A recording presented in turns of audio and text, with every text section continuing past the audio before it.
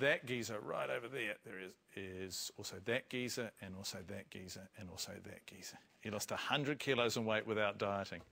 Jon Gabriel was 186 kilos, whoop, when he came close to losing his life in the September 11th terror attacks in New York. The lucky escape inspired him to come up with a whole new approach to weight loss, by golly, that doesn't involve dieting, and now he's sharing it with the world in a new book. Feeling sceptical? Me too. Helen Vaughan went to meet him and find out more.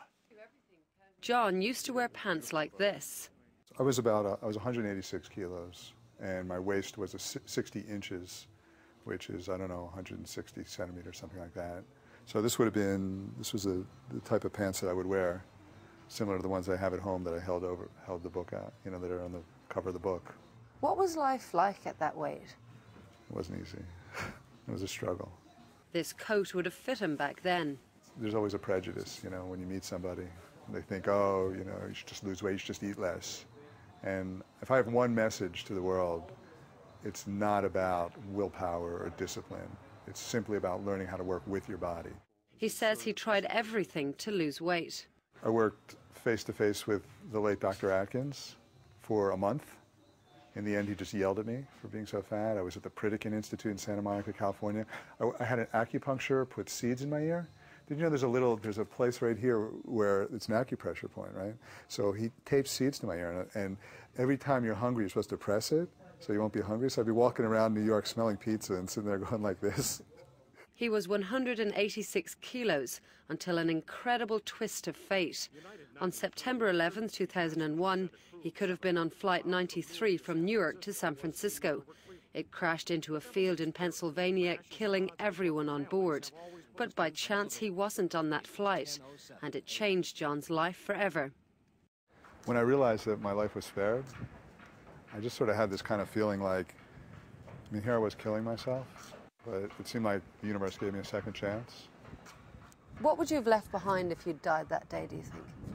Well, I would have left behind a 186-kilogram body and a life full of unfulfilled dreams, I guess. So he took control and changed things.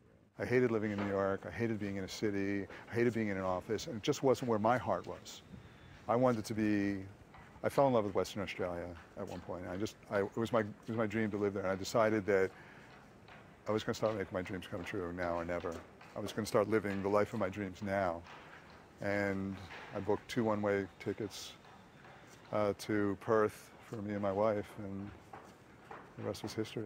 And there his approach to weight loss, the Gabriel method, was born.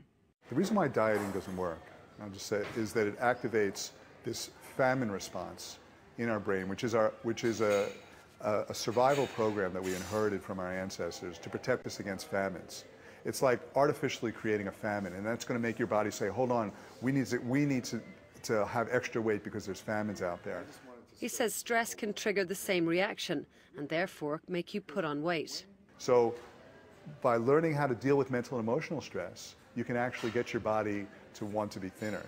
So the difference with your method is using your mind, not just your body. It's like basically understanding why you are the way you are, and then... It's getting your mind and body to work together.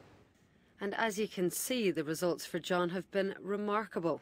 Gabriel says once you've addressed your emotional and mental problems, then you're ready to look at what you eat.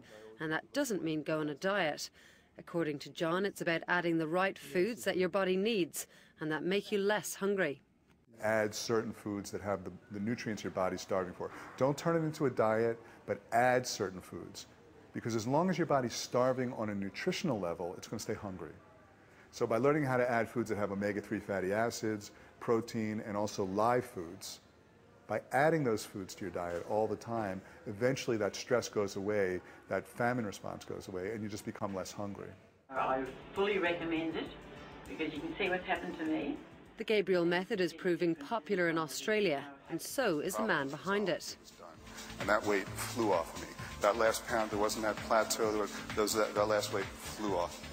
It's not a lose 20 kilos in 20 days type of thing. It's a solve the problem forever type of thing. So if you want to shed a few kilos and do it Jon's way, the idea is to nourish your mind by nourishing your body.